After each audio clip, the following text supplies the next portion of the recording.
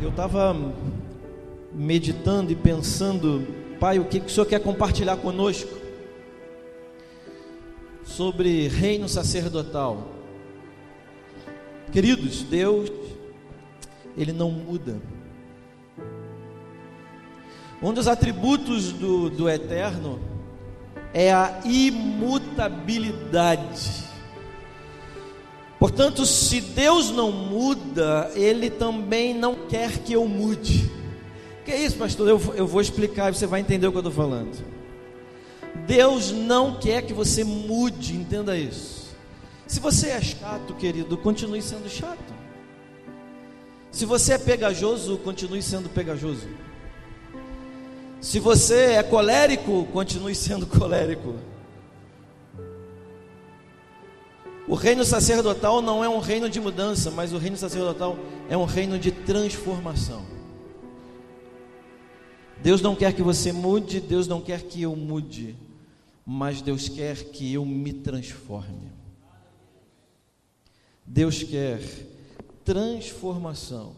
E o reino sacerdotal é um reino de transformação. E o apóstolo Paulo disse isso. Mas transformai-vos pela renovação do vosso entendimento, para que experimenteis qual seja a boa, agradável e perfeita vontade de Deus. A gente só vai experimentar a boa, agradável e perfeita se nós formos transformados. Se a gente continuar querendo mudança, a gente não vai experimentar a boa, agradável e perfeita vontade, mas é somente através da transformação. O reino sacerdotal é um reino de transformação. Eu estava conversando com um jovem. Não, dá para falar porque é coisa boa, então a gente pode falar. Estava conversando com Eliel um dia desses. Eu falei assim: Eliel, entenda o que eu vou te falar. Nós estamos caminhando juntos há algum tempo, aprendendo juntos, orando juntos, estudando a palavra juntos, e eu quero dizer para você, e que isso seja motivação para você, que do dia que eu te conheci para hoje, a transformação que Deus fez na sua vida é muito visível. O seu mergulhar em Deus, aquilo que você está buscando, aquilo que o Henderson disse aqui, é intimidade. É a intimidade. E isso está gerando uma transformação em você, na sua casa, na sua família, que eu estou achando isso muito legal. Queridos, no que você foi transformado no ano de 2018? Quem você se tornou no ano de 2018? E com essa conferência, que é exatamente para a gente conferir, e para a gente, obrigado, e para a gente aferir também, quem você quer se tornar, em quem você quer se transformar no ano de 2019? Meu amado, será que não dá para a gente olhar para trás e imaginar que as coisas não podem permanecer como elas estão? Há muito tempo que a gente está ouvindo a mesma coisa. Eu me lembro que um dos últimos cultos que eu ministrei lá na nossa igreja no Rio de Janeiro, antes de vir embora, eu disse assim para eles: eu não vou pregar mais, eu não quero pregar mais, eu não vou ministrar mais para vocês, enquanto vocês não se tornarem naquilo que Deus está compartilhando comigo que nós precisamos nos tornar. Eu tô exausto de, ao término do culto, virem pessoas dizendo: uau, que palavra, uau, que tremendo, que culto, que presença, estamos construindo, estamos nos movendo, estamos isso, e tantas frases de efeito. mas transformação nenhuma. Entra ano, sai ano e é tudo a mesma coisa. E a gente precisa pregar as mesmas coisas. Não, pregar as mesmas coisas não. Porque se a gente começar a pregar as mesmas coisas, os nossos discípulos vão começar a achar que a gente não tem mais palavra nenhuma para pregar para o povo.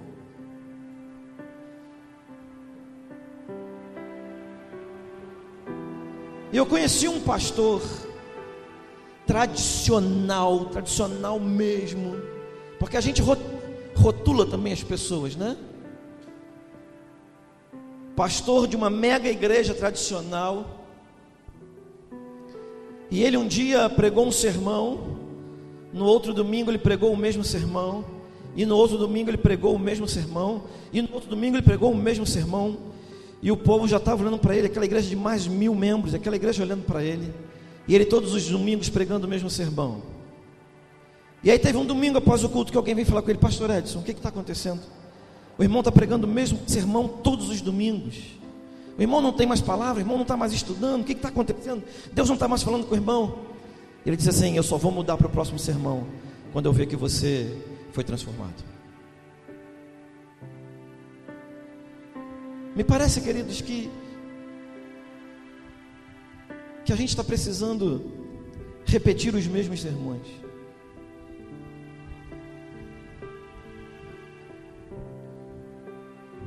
Nós queremos tanto o que está acontecendo hoje, que me parece que muitas vezes está se tornando banal o que está acontecendo hoje. Está virando comum. Já sabemos o que vai acontecer, e por sabermos o que vai acontecer, parece que não nos interessa mais estar ali para ver acontecer.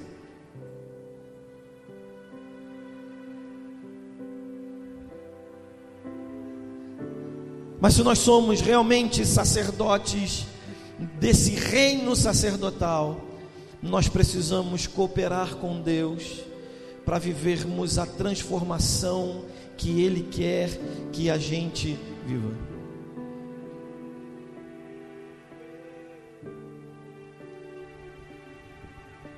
Parece que a gente está jogando um videogame bem legal, um game bem legal, um jogo bem legal, mas a gente não consegue passar para outra fase. É como se a gente só ficasse na level 1, né? Só no nível 1, no nível 1, e no nível 1, e no nível 1.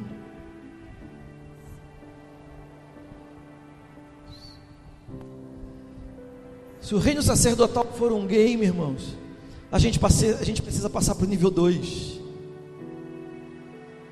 E a gente precisa viver o nível 3, e o nível 4, e o nível 5. E eu vou repetir aquilo que vocês já sabem: a eternidade não é um tempo estático, a eternidade é um tempo que se move. A eternidade é um tempo de transformação também. Ninguém vai ficar parado, estático no mesmo lugar no tempo da era por vir, na eternidade, mas será um tempo de crescimento, e a gente precisa começar a mudar de nível agora.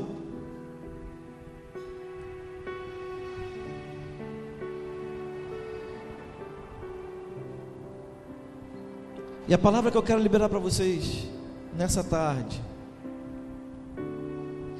é: seja transformado para você mudar o nível.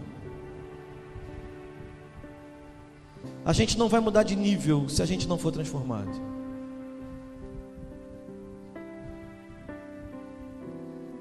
Deus abençoou Jacó demais, demais. Mas chegou um momento que Deus não queria mais abençoar Jacó. Para que abençoar alguém que vai continuar do mesmo jeito? Para que ele passasse de nível, para que ele experimentasse outros níveis de intimidade e de bênçãos, ele tinha que ser transformado. De Jacó para Israel, teve que passar um nível. Quantos níveis você passou nesse ano?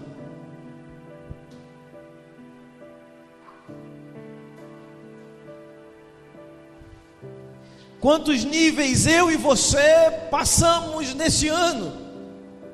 Me parece, irmãos, que a gente está perdendo tanto tempo, e já perdemos tanto tempo, que nós precisamos agora remir o tempo de alguma forma.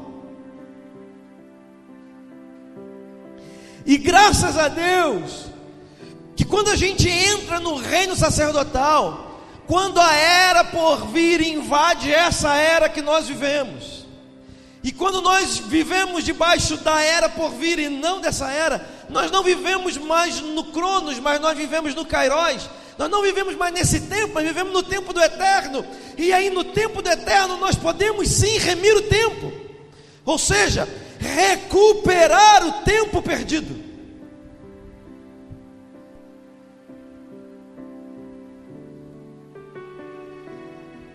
Eu penso quando Cristo dá aquele comando para a igreja de Éfeso: arrepende-te, pois, de onde caíste, e volte ao primeiro amor. Ele está dizendo: olha, você precisa remir o tempo. Não adianta ficar pensando agora onde você ficou, onde você parou.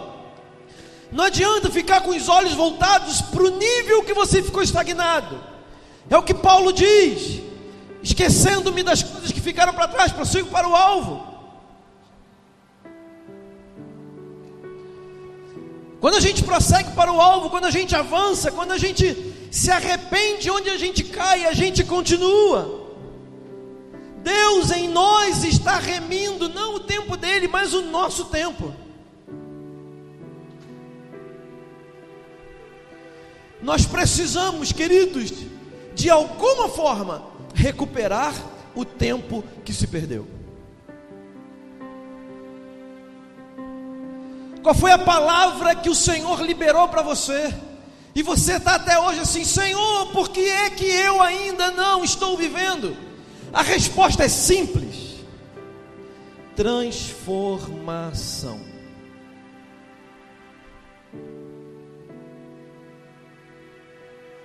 Porque existem águas que dão aonde? Outras águas dão aonde? Outras águas dão aonde? E outras águas?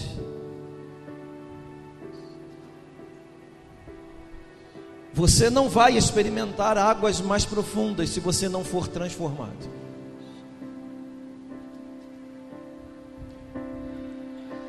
Ah, Pai, aquela palavra que foi liberada sobre a minha vida, eu não entendo por que eu ainda não estou vivendo. Deus não quer que você mude, Deus quer que você seja transformado. Abra sua Bíblia, Evangelho de João, capítulo 21.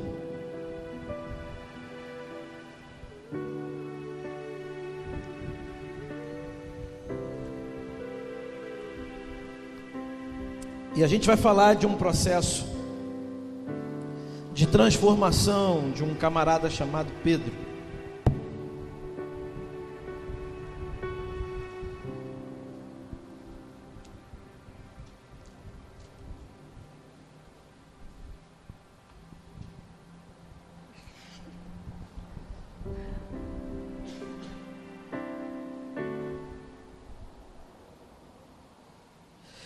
João 21, a partir do versículo 1.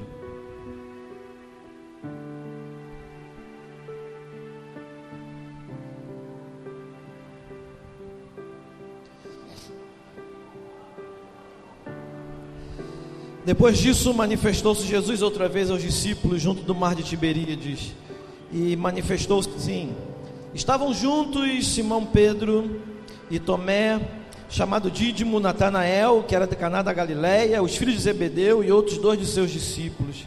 Disse-lhe Simão Pedro: vou pescar. Dizem-lhe eles: também nós vamos contigo. Foram e subiram logo para o barco, e naquela noite nada apanharam. E sendo já manhã, Jesus se apresentou na praia, mas os discípulos não conheceram que era Jesus. Disse-lhes, pois, Jesus: filhos, tendes alguma coisa de comer? Responderam-lhe: não. E ele lhes disse: lançai a rede para a banda direita do barco, e achareis. Lançaram-na, pois, e já não a podiam tirar pela multidão dos peixes. Então aquele discípulo a quem Jesus amava disse a Pedro: é o Senhor. E quando Simão Pedro ouviu que era o Senhor, cingiu-se com a túnica, porque estava nu, e lançou-se ao mar. E os outros discípulos foram com o barco, porque não estavam distantes da terra, senão quase 200 côvados, levando a rede cheia de peixes. Logo que desceram por terra, viram ali brasas e um peixe posto em cima e pão. Disse-lhe Jesus: trazei dos peixes que agora apanhastes. Simão Pedro subiu e puxou a rede para a terra, cheia de 153 grandes peixes. E sendo tantos, não se rompeu a rede. Disse-lhe Jesus: vinde, jantai. E nenhum dos discípulos ousava perguntar: quem és tu? Sabendo que era o Senhor. Chegou, pois, Jesus e tomou o pão e deu-lhe semelhantemente o peixe. E já era a terceira vez que Jesus se manifestava aos seus discípulos, depois de ter ressuscitado dos mortos. E depois de terem jantado, disse Jesus a Simão Pedro: Simão, filho de Jonas, amas-me mais do que este? E ele respondeu: sim, Senhor, tu sabes que te amo.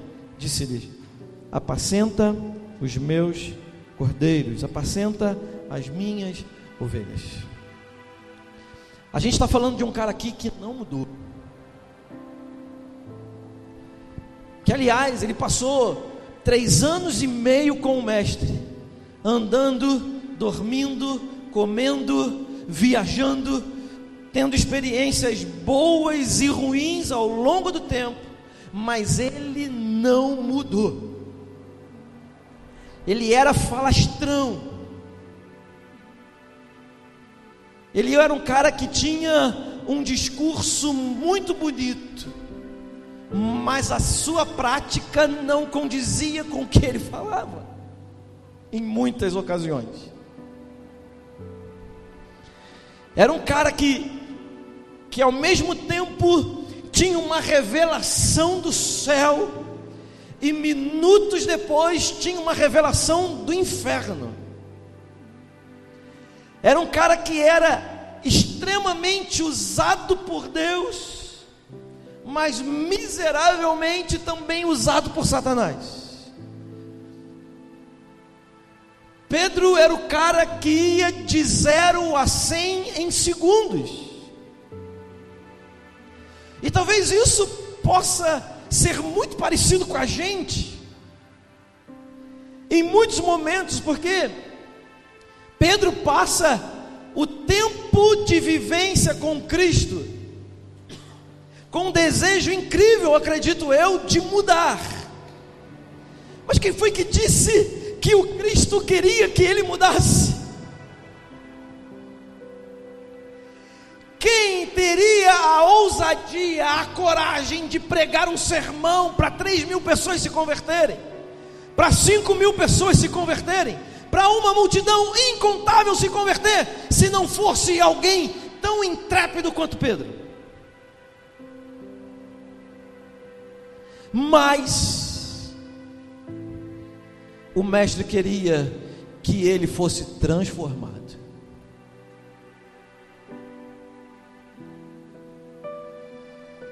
Mas essa transformação de Pedro lhe custou algumas coisas. Transformação não é de graça, queridos. Ah, pastor, Cristo já pagou o preço, meu amado. O preço que ele pagou ninguém paga, mas o seu preço também ninguém paga, porque é o seu preço. O preço que eu tenho que pagar e não você.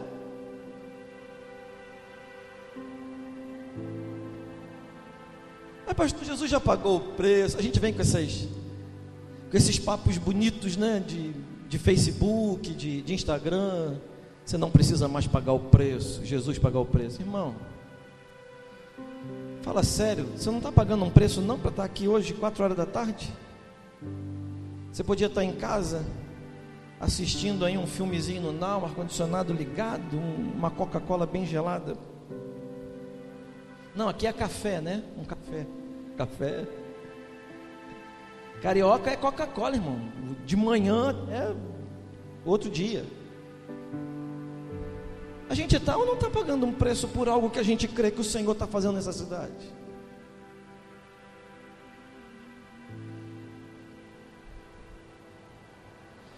Pedro teve que pagar o seu preço por algo que ele também acreditava, mas que ele já estava achando que não conseguiria. Quantas vezes a gente também acredita em alguma coisa, mas chega num dado momento da nossa vida com Deus, que a gente fala assim: eu acho que eu não vou conseguir.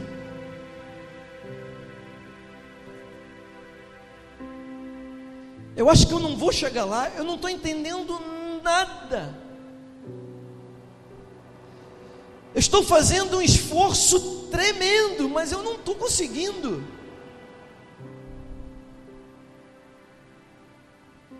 É o preço.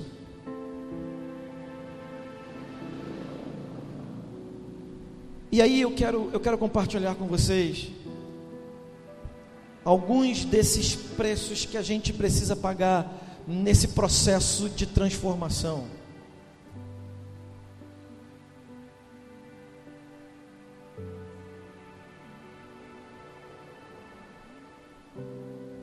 Meu amado, se você quer ser transformado, e você precisa ser transformado, assim como eu também preciso ser transformado, eu também quero ser transformado.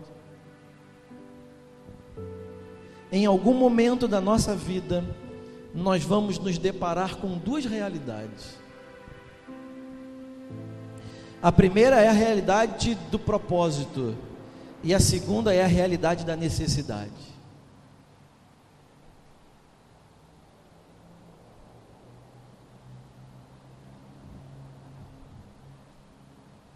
Propósito e necessidade.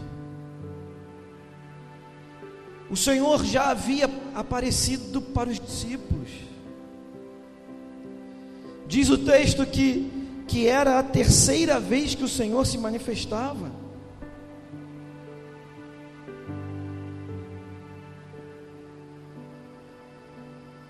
Os apóstolos já sabiam que ele tinha ressuscitado. Os apóstolos já tinham comido de novo com ele. Alguns já tinham até tocado nas suas marcas.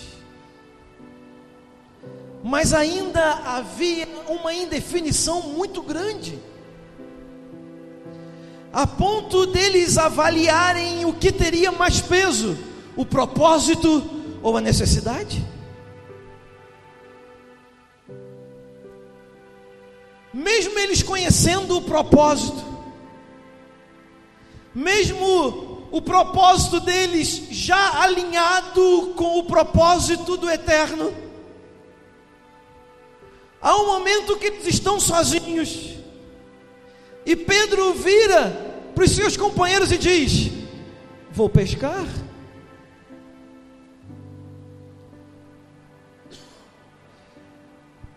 Em algum momento Pedro abandona o propósito e vai correndo em direção à sua necessidade. Aquele homem foi criado no mar. Aquele homem era empresário da pesca. Aquele homem tinha barcos trabalhando para ele. Com certeza aquele homem amava o cheiro do mar. Com certeza aquele homem gostava de consertar redes. Com certeza aquele homem amava passar as suas noites pescando. Mas aí um dia chega um louco que não se apresenta para ele como filho de Deus, que não se apresenta para ele como Messias, mas é apresentado a ele por André. E Pedro dá ouvidos para aquele louco, e ele vira para Pedro e diz: para de pescar, porque eu vou fazer de você agora pescador de homens. E Pedro larga tudo, deixa o barco para trás, deixa o mar para trás, deixa os peixes para trás e vai em direção ao propósito do eterno. Mas no primeiro momento de tristeza, de solidão, de angústia, de dor, o que Pedro faz? Abandona o propósito e vai para a necessidade.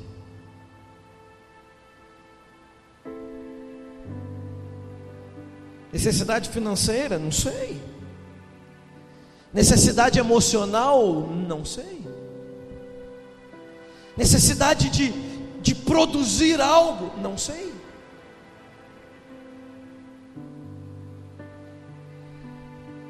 Mas ele sentiu a necessidade de estar novamente no mar,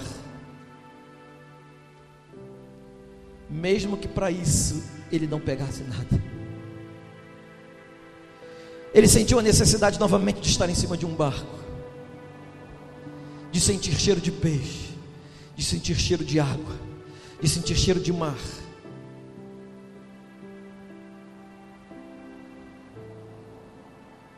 E a necessidade era tão grande que outras pessoas começam a caminhar debaixo também da necessidade.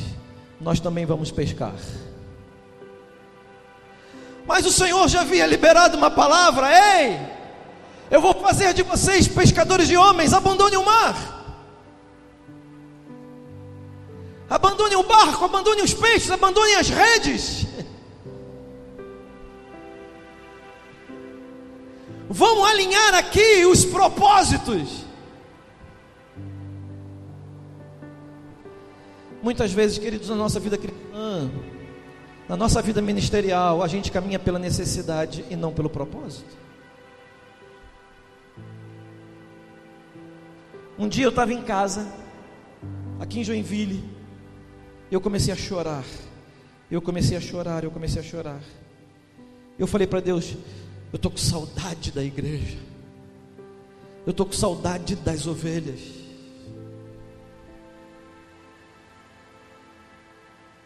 E aí eu fiz uma oração, depois eu pedi perdão para Deus. Falei: estou com saudade de acordar de madrugada com o marido brigando com mulher e eles me chamando para resolver o problema. Falei: não, Senhor, está amarrado disso, eu não estou com saudade.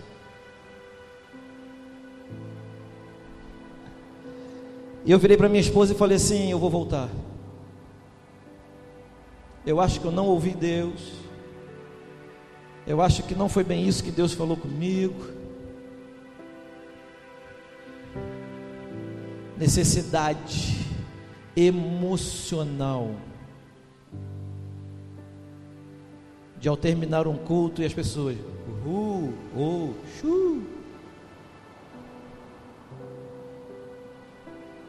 necessidade de: oh, meu pastor, você aqui comigo.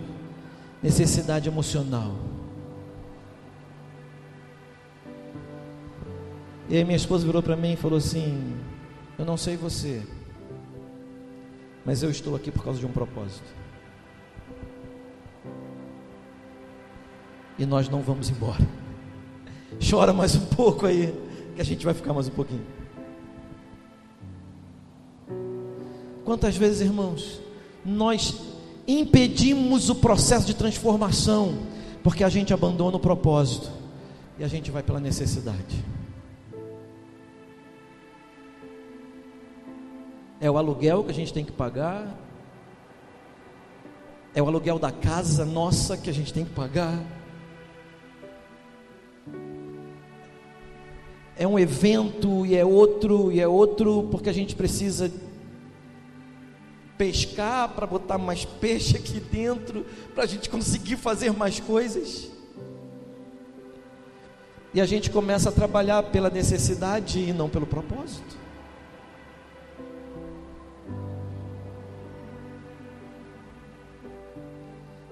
Na nossa última reunião da aliança, nós ouvimos uma palavra que foi ativadora.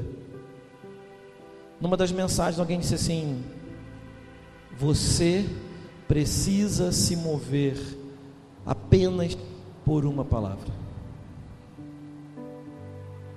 Basta uma palavra. Cristo disse para Pedro: eu vos farei pescadores de homens. se mova debaixo dessa palavra.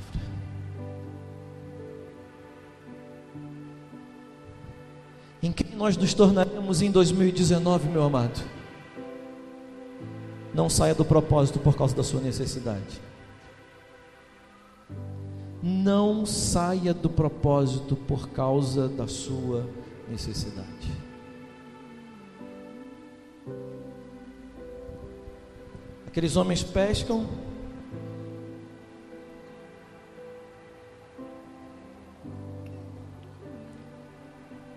e geralmente quando a gente vai para a necessidade, a gente se frustra. Aqueles homens pegaram nada, a noite inteira, empresários da pesca, barcos e barcos debaixo do comando deles, anos no mar pescando. Em 3 anos e meio não dá para o cara perder a mão, até porque quando ele teve que pagar imposto, Jesus falou assim: cara, toma aqui uma vara, vai lá, pega um peixinho, tira a moeda e paga o meu e o seu. E ele foi lá e na mesma hora pegou o peixe. Foi mole aquilo lá, mas peraí, pastor, foi Deus que mandou, né? Cara, foi o mestre que mandou, mas mandou ele fazer exatamente o que ele sabia fazer, até porque o mestre não manda a gente fazer nada que a gente não saiba, ou que ele não nos capacite para fazer. E aí o camarada passa uma noite inteira, e ele pesca nada. Todas as vezes que a gente sai do propósito em busca da necessidade, sabe o que acontece conosco? Frustração.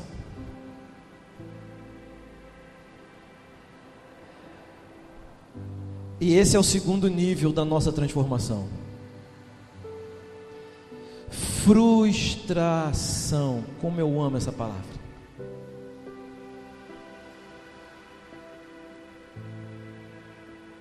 Quanto mais vezes você for frustrado, mais perto de ser transformado você está, meu amado.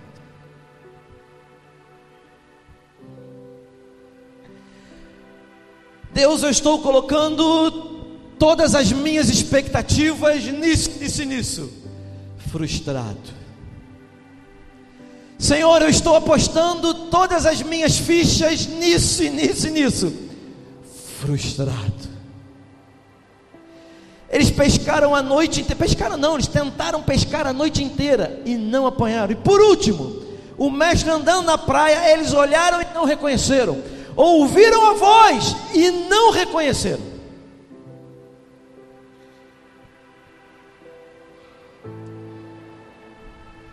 Porque sempre que a gente abandona o propósito e vai para a necessidade, nós somos frustrados. Mas a diferença de quem é frustrado para quem permanece frustrado é que o frustrado, quando descobre que é o Senhor, ele mergulha, mesmo que já tenha aprendido a andar sobre as águas. Mas quem permanece frustrado é aquele que olha e não vê, ouve, mas não entende. E no ambiente de transformação, no ambiente de frustração, a transformação ainda não está gerada, porque a transformação só é gerada quando a gente sai do ambiente de transformação e a gente começa a enxergar e a entender que é o Mestre, e que é por causa dele, e por ele, e para ele que a gente passa toda a frustração. Porque o que é frustração? Frustração é tão somente comparação com quem está fazendo e está dando certo. Talvez aqueles homens tenham olhado para outros barcos, e os barcos voltando para a terra, carregados de peixe. Aquele barco tem muito peixe, o meu tem tão pouco, Senhor, mas eu tinha tanta expectativa. Oh, querido, você está passando pelo processo da transformação?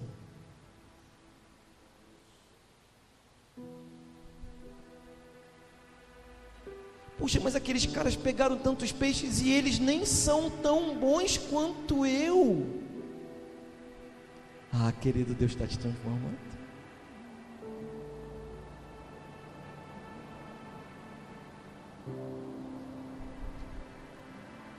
aquele barco ali está cheio de peixe, mas ele é menor que o meu barco.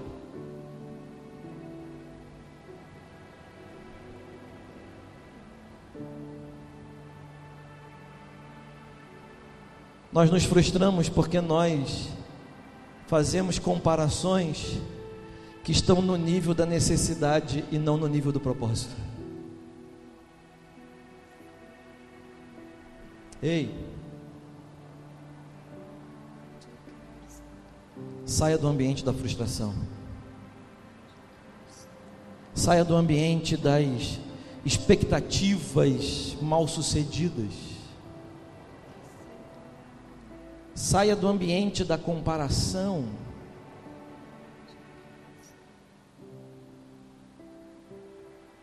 Até porque todas as vezes que Pedro tentou se comparar com alguém, ele se deu muito mal. E por último, aqui nesse texto, ele olha para João também, e ele faz uma pergunta para Cristo, e o Senhor tem que dar uma lambada nele de leve, para ele entender que ele está no processo.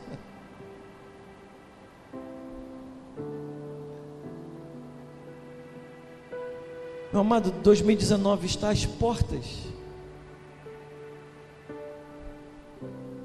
e eu não posso continuar a mesma coisa, migrando para as mesmas necessidades, vivendo as mesmas frustrações.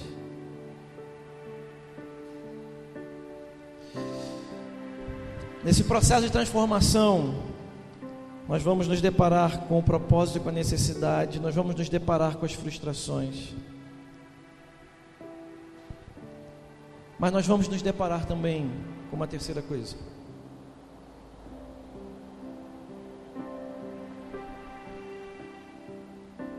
que eu chamo de a prova do amor.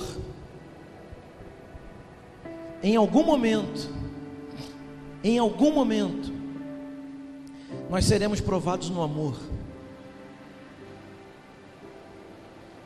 E eu acredito, queridos, que a gente só aprende a amar de verdade quando a gente descobre que não ama.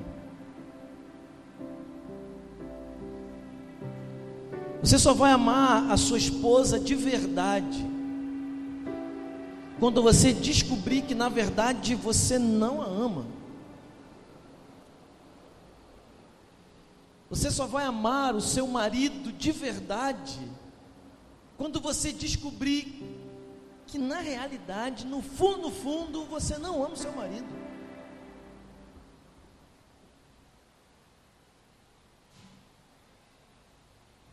A gente só vai aprender a amar de verdade quando a gente encarar a verdade, a realidade, que a gente ama muito mais a si próprio do que o outro com quem a gente está casado.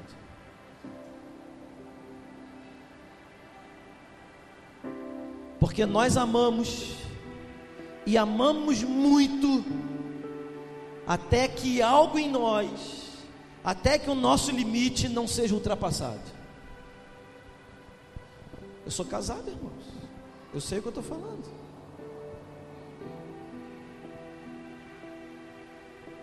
Quando ultrapasso o limite, eu descubro que eu tenho sentimentos horríveis. Quando ultrapasso o limite, eu descubro que... Ainda bem que ela só vem de noite para não ouvir isso.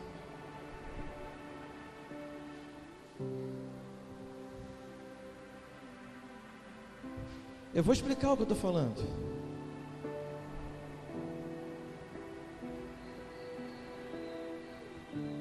A gente está partindo de Pedro, não é verdade? Pedro é o nosso ponto de partida para aquilo que a gente está compartilhando nessa tarde. Vamos pensar em Pedro. Pedro vai lá para o Getsêmani com Cristo, e Pedro passa a noite inteira chorando com Jesus, suando sangue com Jesus. Sim ou não? Não. Jesus lá sofrendo e Pedro o quê? Dormindo. Quantas vezes, irmãzinha, você deu leite para o filho de vocês dois, botou para rotar e o maridão estava o quê? Estou mentindo, irmão, eu sou casado, irmão.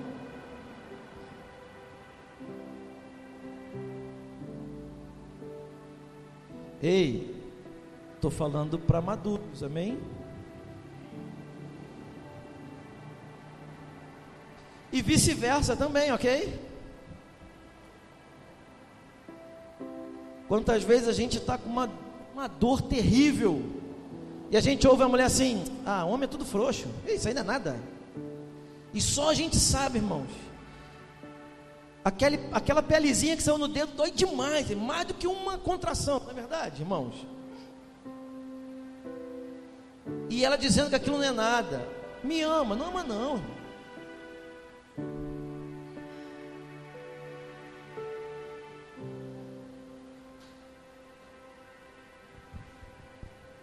Os 12 estão lá com o mestre e ele fala: olha, tem um diabo entre nós, alguém vai me trair e eu vou ser morto.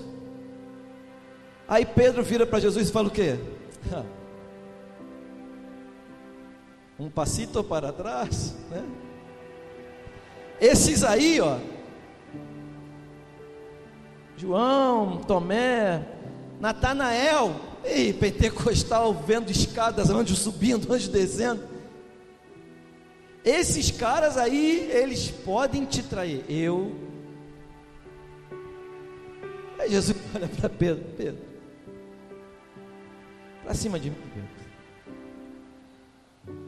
Antes que o galo cante, você vai me negar, cara?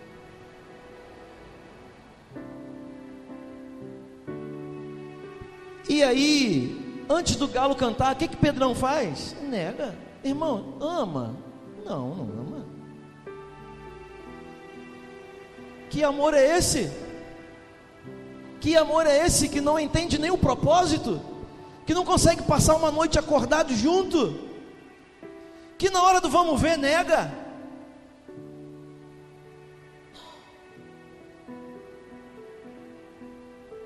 Que quando o mestre está sendo morto, todo mundo foge? Nem quem foi ressuscitado fica junto para ver o mestre.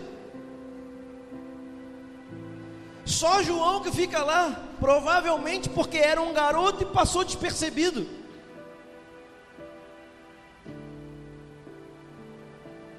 Isso é amor, irmãos, sejamos sinceros. Mas somos nós, queridos.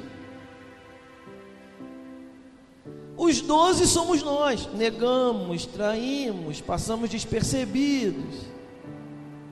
A gente não vai junto para a gente não leva nem a nossa, né? Jesus falou assim: ó, quer ser meu discípulo? Vem, me segue, mas ó, traz a cruz, hein? Não, Senhor, minha cruz é pesada. Ainda tem gente que acha que a cruz é a mulher, a cruz é o marido, a cruz é o... Não é nada disso não, irmão. Cruz não é pessoa não. Cruz é um lugar, é um objeto, é cruz mesmo. Para você de vez em quando subir o Moriá, botar lá e você mesmo se pregar, não sei de que jeito, mas se colocar lá. Porque você tem que morrer todo dia, eu tenho que morrer todo dia. Culto não é para a gente receber nada, culto não é para a gente ganhar nada, culto é para a gente perder. Você está aqui hoje para perder.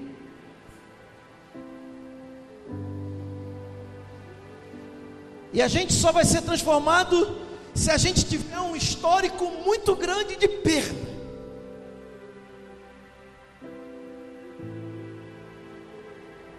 Aí vem a prova do amor. Você me ama, irmão? Viu? Esse é sincero. Falou assim: amo nada, pastor, eu só gosto. É isso mesmo. Mas me deu água, eu te amo. Por enquanto.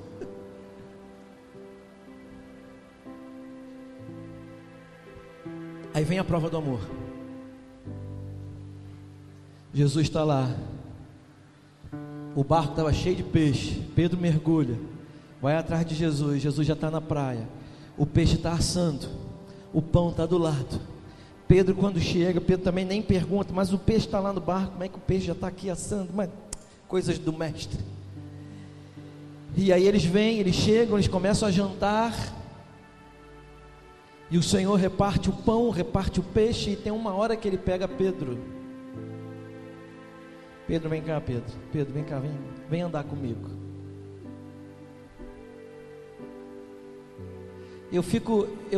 Eu confesso aos irmãos que eu já passei horas e horas e horas tentando imaginar esse quadro, e eu queria ter uma habilidade do céu para pintar esse quadro de Jesus abraçado com Pedro, e Pedro recostando o seu rosto no ombro do Senhor, como ele viu João fazendo na noite da ceia, e Jesus conversando com Pedro, perguntando para ele: Pedro, tu me amas?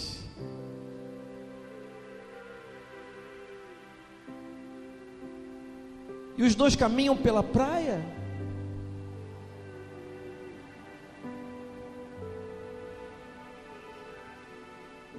A minha esposa gosta de brincar assim comigo: amor, você me ama?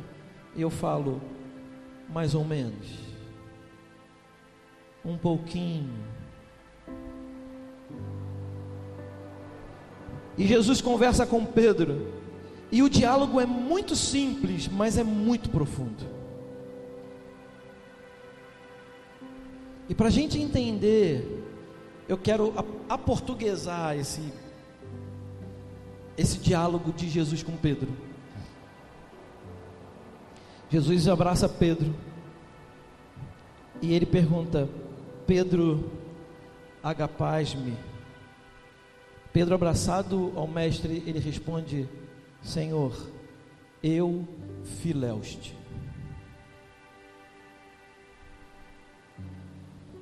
Pedro, agapás-me? Você tem amor ágape por mim? Aquele amor que vai ao encontro do sacrifício, aquele amor de morte, se preciso for, aquele amor de passar a noite acordado comigo, aquele amor de ir para a cruz comigo, aquele amor de chorar comigo, de sofrer comigo. Senhor, eu tenho amor humano, eu tenho amor interesseiro, eu te amo por causa da água gelada que você me dá enquanto eu falo, eu te amo por causa da bênção que você derramou sobre a minha vida, eu te amo por causa da salvação, eu te amo por causa do carro que eu troquei, o Senhor que me deu, eu te amo por isso, eu te amo por aquilo, e eu te amo por isso, eu te amo só por interesse. Eu te amo não por aquilo que você é, mas eu te amo por aquilo que você me dá. E aí, pela terceira e última vez, Jesus olha para Pedro e pergunta para Pedro: Pedro, filéus-me? Irmãos, aquilo mata Pedro, porque Jesus pergunta para ele: Pedro, você tem amor interesseiro por mim? Aquele amor só por causa da água que eu te dou? Só por causa do carro? Só por causa da bênção? Só por causa da promessa de prosperidade que eu dei para você? Por tudo que você deixou por mim? E Pedro fala: é isso, Senhor, é esse amor, é esse amor interesseiro que eu tenho, é esse amor humano que eu tenho. Quando Pedro então dá essa resposta para o Senhor, foi como se Cristo dissesse: é isso, Pedro, é isso que eu quero ouvir, Pedro. Nós passamos 3 anos e meio juntos, e você só dizendo que era bom, e você só dizendo que você podia fazer, só dizendo quem você achava que você é, vivendo um Pedro que você queria que as pessoas pensassem que você é. Ah, Pedro, agora que você sabe quem você é, e agora que você se revelou realmente dizendo quem você é, agora sim, Pedro, você está pronto, apacenta as minhas ovelhas.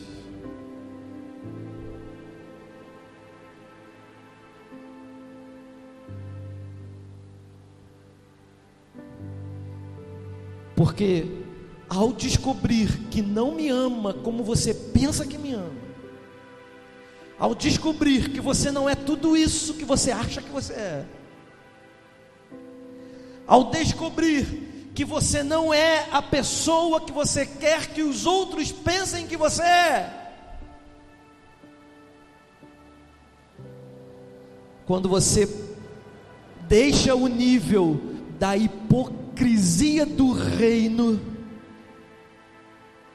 e passa para o nível da sinceridade do reino, você está apto para apacentar as minhas ovelhas.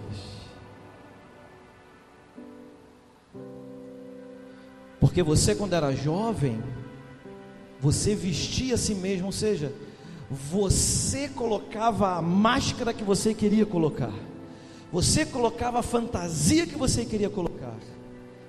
Mas agora que você encontrou o nível do ágape, mas agora que você foi transformado, você vai permitir que as pessoas façam com você aquilo que eu quero que você naquilo que eu quero que você se torne, para que o seu propósito, para que o propósito que o meu Pai tem com você seja alinhado com o propósito que você tem com o meu Pai.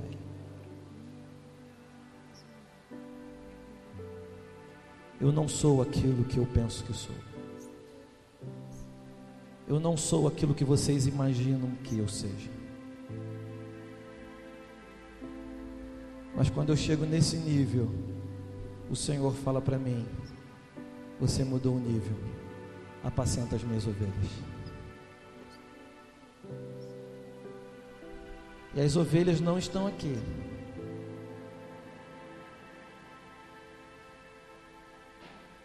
Aqui não tem ovelha. Aqui tem os amigos do rei. As ovelhas estão perdidas.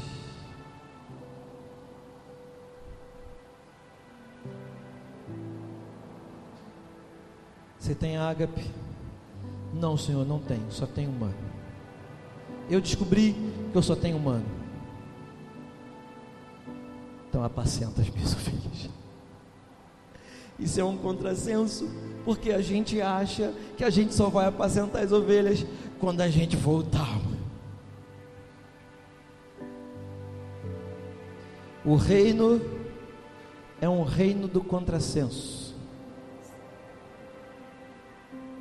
Quando eu tenho certeza que eu não sou tal, é que eu estou pronto para apacentar as ovelhinhas do Senhor.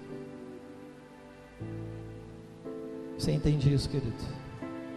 Vamos ficar de pé?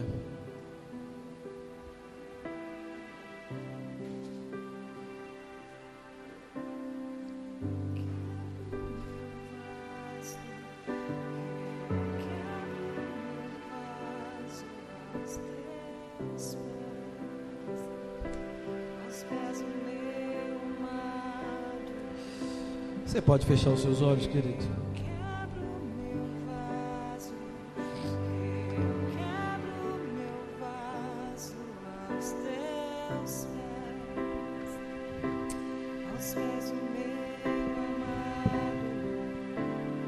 Nós somos sacerdotes desse reino.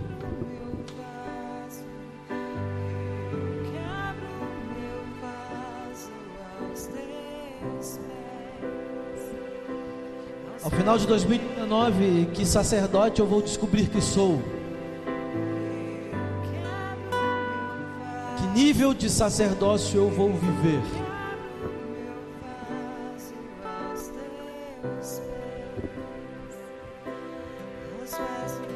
Quantos níveis eu vou ultrapassar até o final de 2019? Quantos níveis eu vou viver para chegar não onde eu quero, não onde eu penso, mas chegar onde o Senhor quer que eu chegue?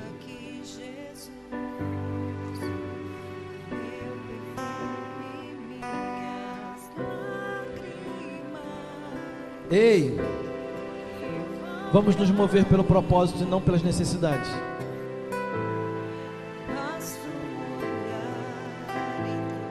Vamos sair da atmosfera da frustração. Ela é boa para aquele tempo, mas a gente não tem que viver nela.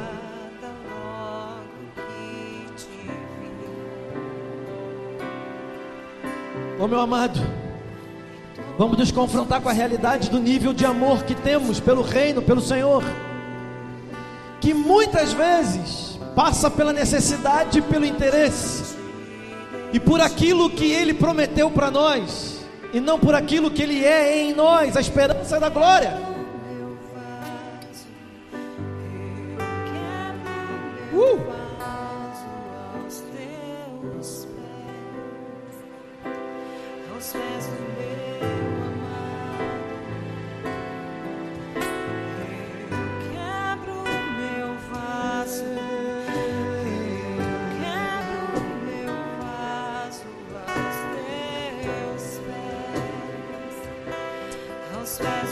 Te adoramos, Senhor. Te adoramos, Pai, porque só Tu és digno de toda adoração. Obrigado, Pai, pelo Teu Filho, o unigênito, o primogênito, o nosso irmãozão mais velho, a nossa primícia. Obrigado, Pai. Leva-nos a um nível de amor que a gente nem imagina, Pai.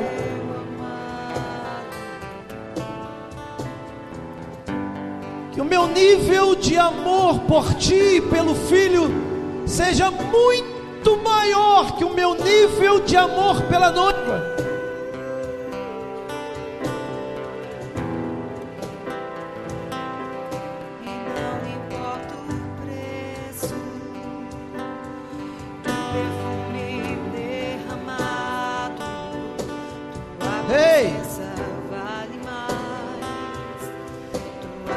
Leva-nos, Senhor. Leva-nos ao encontro do Teu propósito. Chega de querer mudança. Chega de querer mudança. Nós queremos ser transformados de glória em glória na mesma imagem do Senhor.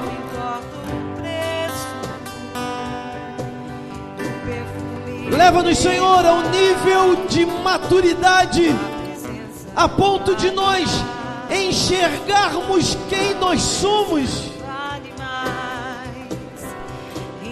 e entendermos em quem precisamos nos tornar, que é a imagem do Teu Filho Jesus.